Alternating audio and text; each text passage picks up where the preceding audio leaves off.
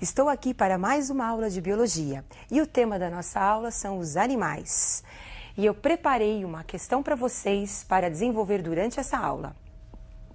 Em uma praia existem fixados às rochas, anêmonas e mexilhões. Há também águas-vivas e camarões nadando. A que filos pertencem esses animais? Vocês sabem que diante da diversidade dos animais que nós encontramos na natureza, apesar dessa diversidade, nós temos também algumas semelhanças entre esses animais. Semelhanças essas que permitem os biólogos classificarem esses animais, de acordo com algumas evidências ecológicas ou também anatômicas e também evidências no processo evolutivo. É a mesma coisa de você imaginar uma cena. Você vai a um supermercado e nesse supermercado você encontra nas prateleiras produtos misturados. Fica difícil de você encontrar aquele produto que você quer comprar. Então, o que os funcionários realizam? Os funcionários separam os produtos de acordo com alguns critérios. Então, nós temos prateleiras com produtos de higiene pessoal, prateleiras com produtos de limpeza. E essas prateleiras facilitam você encontrar aquele produto que você está procurando. Assim, os animais. Para facilitar o seu estudo, os biólogos classificam os animais. E agora eu gostaria que vocês observassem alguns tipos de animais. No reino animal, nós vamos encontrar a água-viva, um selenterado. Esse animal nadante e também marinho. Camarão, um animal muito importante economicamente. Esse animal apresenta patas articuladas e corresponde ao filo dos artrópodes. O gato, mamífero. E o homem? De acordo, então, com esse grupo diverso de animais que foi apresentado nas figuras anteriores para vocês, como é que nós vamos classificar? Vocês viram as diferenças que existem entre esses animais, mas nós podemos encontrar algumas semelhanças entre eles. Com isso, agora, eu gostaria que vocês acompanhassem um dos animais que nós escolhemos para classificar. Observe agora a tabela. Todos esses animais estão dentro do reino Animalia, reino de todos os animais. No caso do gato, ele pertence ao filo, que é o filo do Chordata. Além do gato, nós temos também o homem. Dentro do filo Chordata, nós vamos encontrar o subfilo, que é o subfilo Vertebrata, dos animais que apresentam vértebras. E dentro do subfilo dos vertebrados, nós vamos encontrar a classe Mammalia, dos mamíferos. E o gato pertence a uma ordem carnívora. E dentro da ordem, ele pertence à família Felidae. E também dentro da família, o gênero Felis e a espécie Felis catus. Observe que o nome da espécie do gato é representado pelo primeiro nome do gênero, letra maiúscula, e o segundo nome é a letra minúscula, catus. A espécie, o nome da espécie é sempre binominal, formado pelo gênero e a espécie do animal.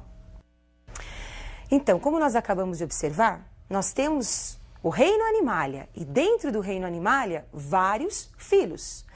E você precisa conhecer os principais representantes desses filos. Dentro do reino Animalia, nós temos os que são conhecidos como invertebrados, que são os animais que não apresentam vértebras, e temos os animais vertebrados, que apresentam vértebras.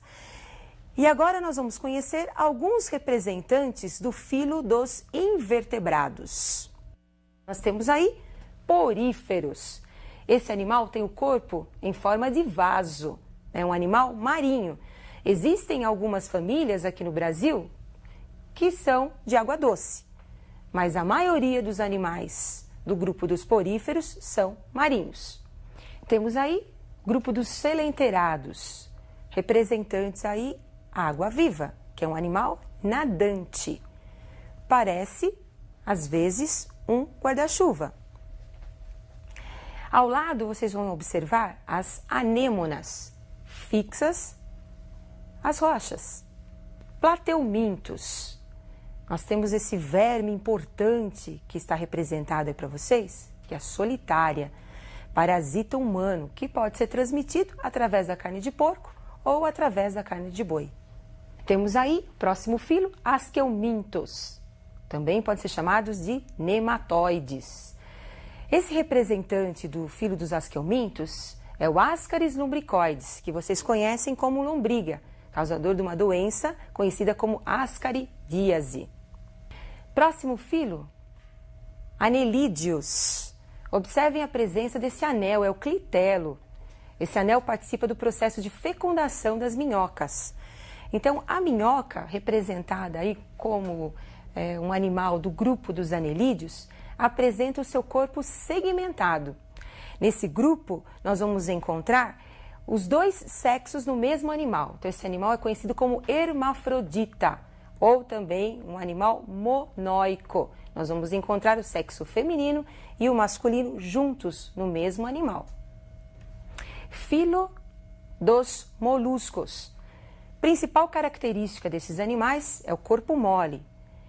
E este animal que vocês estão observando, que apresentam duas conchas, é um animal bivalva, uma ostra. Protegendo a parte interna do animal, essa ostra é secretada. E ao lado vocês estão observando um polvo. O polvo é um animal cefalópode, porque apresenta a cabeça bastante desenvolvida. Esse animal não apresenta concha, como vocês estão observando. Ele não apresenta nem interna e nem externa sua concha. Filo dos artrópodos. Representando aí o filo dos artrópodos, você tem o camarão, que de uma importância muito grande, a parte econômica. E também vocês estão observando o siri. Característica principal desse grupo são as patas articuladas. Esses animais também apresentam um exoesqueleto bem desenvolvido. Nós temos agora o filo Echinodermos, representante a bolacha da praia. Muitos alunos encontram esse animal, bolacha da praia, e confundem com a estrela do mar, mas essa é a bolacha da praia. Outro representante, o ouriço. Esse representante dá para nós observarmos a principal característica dos equinodermos, que é a presença de espinhos cobrindo o corpo do animal. Equino é espinho na pele do animal. Então, nós acabamos de estudar os principais representantes dos grupos dos invertebrados. Observem que nós colocamos as principais características, tem que se aprofundar aí para conhecer um pouquinho mais sobre esses animais. Mas é só para você aí de casa ter uma noção de quais são os representantes do grupo dos invertebrados. Mas agora nós vamos conhecer também os representantes dos grupos dos vertebrados, que são aqueles animais que apresentam vértebras. Esses animais estão num grupo maior, que é o grupo dos cordados, que são os animais que apresentam fendas branquiais, apresentam notocorda e apresentam também tubo nervoso dorsal, como é o nosso caso. Observe então os representantes desse grupo. Os cordados têm os protocordados, que são os primitivos. São os animais mais simples, os cordados mais simples. O representante aí é o anfioxo, muito utilizado na embriologia. Os vertebrados nós temos então o ciclostomado. Observe a boca circular desse animal. É um animal marinho que parasita os peixes. Nós temos dentro do grupo dos peixes os que são classificados como cartilaginosos, como o tubarão, a raia e o cação. E nós temos os peixes ósseos, como a sardinha, o lambari. Anfíbios.